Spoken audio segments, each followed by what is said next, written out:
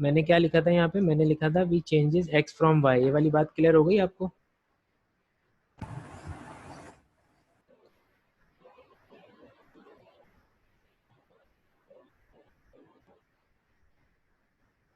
हाँ ईशा, तुम्हें भी समझ में आ गई ये वाली बात जो मैंने लिखी थी, we changes x from Y?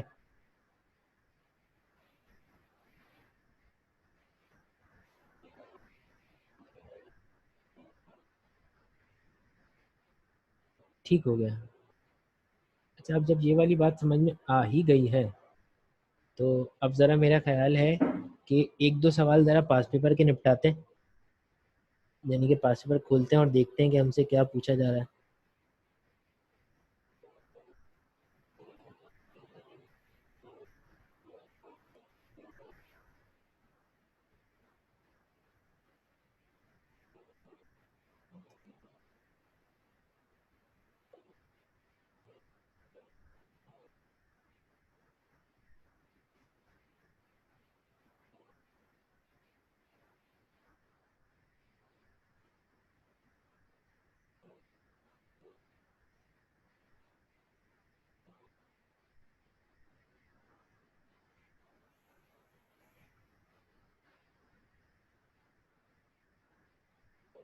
एक सेकेंड।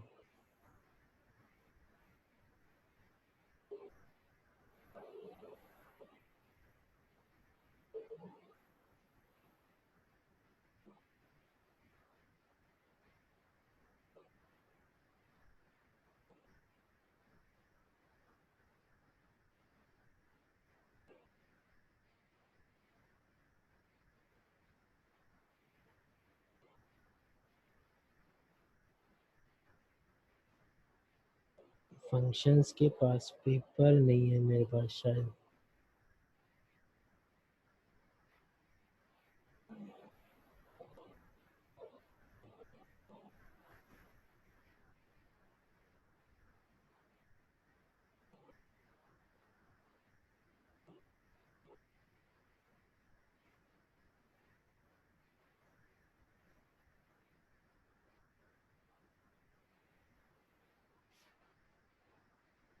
2 मिनट रुकना, एक फाइल तो पड़ी हुई है, खोल के देख रहा हूँ वही है नहीं।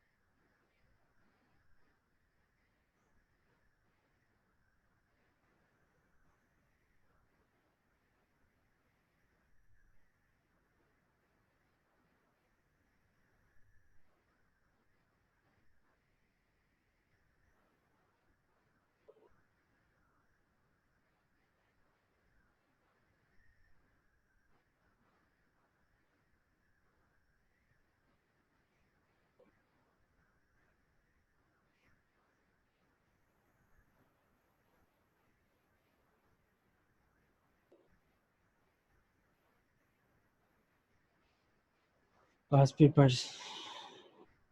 ये जो पहला सवाल आपके पास है ये है मई जून 2013 का। ठीक है, इस सवाल में देखिए ज़रा, ये आपके पास फंक्शन दिया हुआ है 4x-3 का। ठीक है, और इस फंक्शन में आपसे ये पूछा जा रहा है, इस फंक्शन में आपसे ये पूछा जा रहा है कि -2 अगर रखेंगे तो क्या होगा। तो यानी कि इसकी जगह पे -2 डालने का मकसद ये होगा, यहाँ भी -2, 3 डिवाइडेड बाई 2 कितना हो जाएगा, 4 2 ज़ा 8, -8 -3 डिवाइडेड बाई 2 कितना हो गया ये, माइनस का 11/2। ठीक है, इसके पार्ट 2 में पूछा जा रहा है कि इसका इन्वर्स निकाल के दिखाइए। तो इन्वर्स कैसे निकालते हैं आप, इन्वर्स निकालने का तरीक़ेकार होता है, fx की जगह पे आपको y प्लेस करना होता है पहले, y is equals to 4x-3/2, ये हो जाएगा 2y is equals to 4x-3, ये हो जाएगा 2y plus 3 is equals to 4x, और x is equals to 2y plus 3/4। अब आप क्या करेंगे, x की जगह f इन्वर्स डालेंगे और y की जगह x डालेंगे, प्लस 3/4। ये बन गया फंक्शन। समझ में आई बात।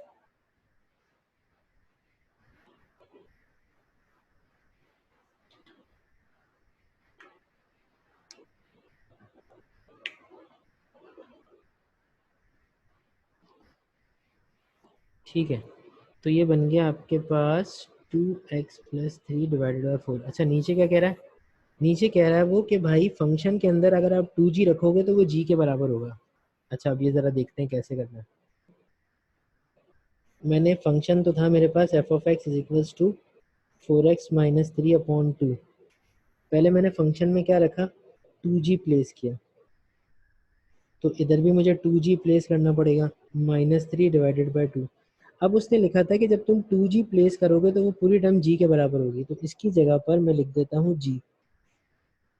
8g-3 डिवाइडेड बाई 2 हो गया ये, 2 उधर जाके मल्टीप्लाई होगा तो ये बनेगा 2g is equals to 8g-3, और 3 इज इक्वल्स टू 8g-2g कितना होगा बेटे, 6g is equals to 3, and finally g is equals to 3/6, और g कितना हो गया, 1/2। गॉट द आंसर, समझ में आया।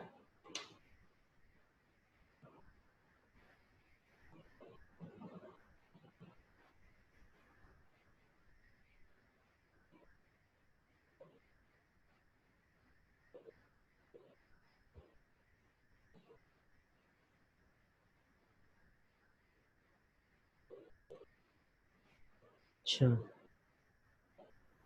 दूसरा सवाल लाते हैं ज़रा उठा के, कोई बड़ा सवाल जिसमें खासी चीज़ें कवर हो जाए। अच्छा, इस सवाल का मुझे एयर तो एग्जैक्टली नहीं पता, लेकिन ये क्वेश्चन मैं यहाँ ला रहा हूँ, फिर देख लेते हैं इसका क्या मामला है।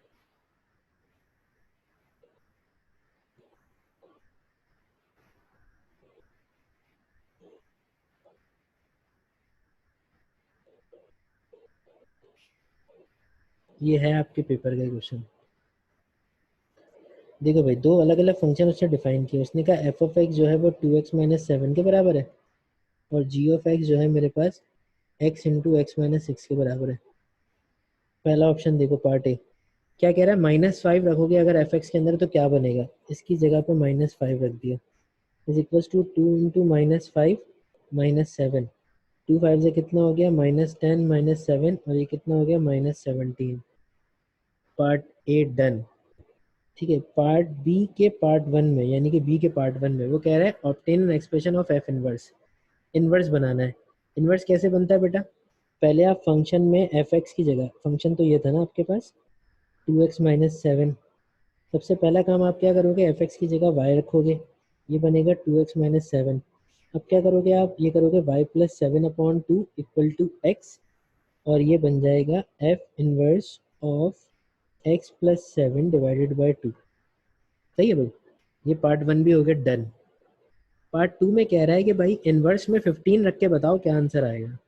तो मैंने क्या करना है, मेरे पास इनवर्स तो ऑलरेडी बन चुका है ना, मैंने लिखा भाई एफ इनवर्स है मेरे पास वो है x प्लस का 7 डिवाइड बाई 2। उसने बोला इनपुट डालो 15, मैंने डाल दिया 15 का इनपुट।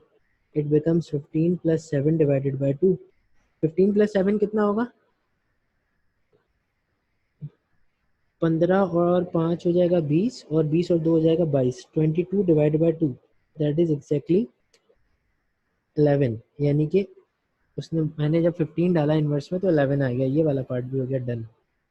अच्छा पार्ट सी देखो। पार्ट सी में क्या कह रहा है वो? पार्ट सी में कह रहा है, सी के पार्ट 1 में वो कहता है कि अगर जी ऑफ एक्स आपके पास बराबर है 0 के, तो किसकी वैल्यू निकालो? एक्स की। तो जी ऑफ एक्स का फंक्शन जो था वो ये था। इसकी जगह 0 प्लेस कर देते हैं, यानी कि एक्स, मैंने लिखा जी ऑफ एक्स बराबर है एक्स इंटू एक्स माइनस 6 के, और इस पूरे फंक्शन में इसकी जगह मैंने 0 डाल दिया। ये बना एक्स इंटू एक्स माइनस 6। अब मैं दो काम कर सकता हूँ, मैं यहाँ लिख सकता हूँ आइदर x इक्वल टू 0 और x माइनस 6 इक्वल टू 0। यहाँ से x की वैल्यू 0 बन जाएगी और यहाँ से x की वैल्यू 6 बन जाएगी। और लास्ट पार्ट जो है, सबसे लास्ट वाला, उसमें वो ये कहता है, वो कहता है भाई कि f ऑफ x और g ऑफ x दोनों एक दूसरे के बराबर है। तो किसकी वैल्यू निकालो? x की। f ऑफ x का फंक्शन क्या है? 2x minus 7। Ji of x का क्या है? x into x minus 6। अब मैं सॉल्व करना शुरू कर रहा हूँ। 2x-7, एक्स को x से मल्टीप्लाई किया, एक्स स्क्वायर, ये हो गया 6x। सब चीज़ें एक तरफ ले आओ। X square minus 6x minus 2x plus 7 is equal to 0। X square minus का 8x plus 7 is equal to 0। Quadratic equation. Now I am going to middle term break. X square minus का 7x minus का x plus 7 is equal to 0। x common लिया तो x minus 7 आ गया, minus 1 common लिया तो x minus 7 आ गया is equal to 0। x minus 7 common आ गया और अब x minus 1 is equal to 0 हो गया। अब मैं लिख सकता हूँ either x minus 7 equal to 0 और x minus 1 equal to 0। So the value of x is 7 and the value of x is 1। हाँ बच्चों, ये वाला कंप्लीट क्वेश्चन समझ में आया कैसे सॉल्व किया हमने?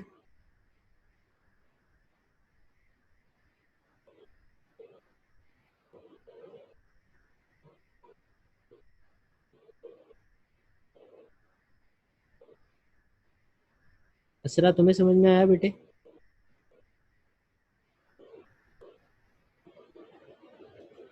कौन सा वाला इक्वल टू 0 बेटा? पार्ट 2 में कह रही हो?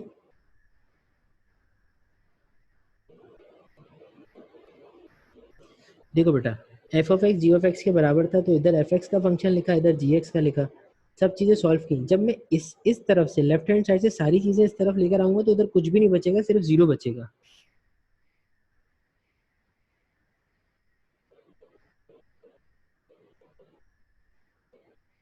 ठीक है?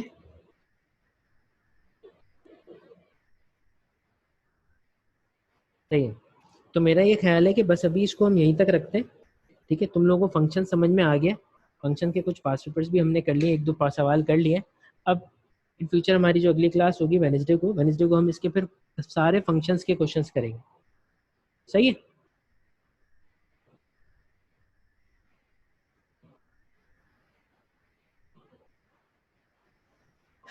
ठीक है बेटा।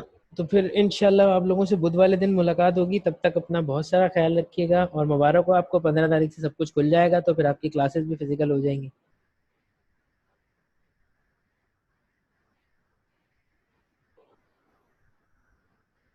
ओके बेटा, अल्लाह हाफिज़।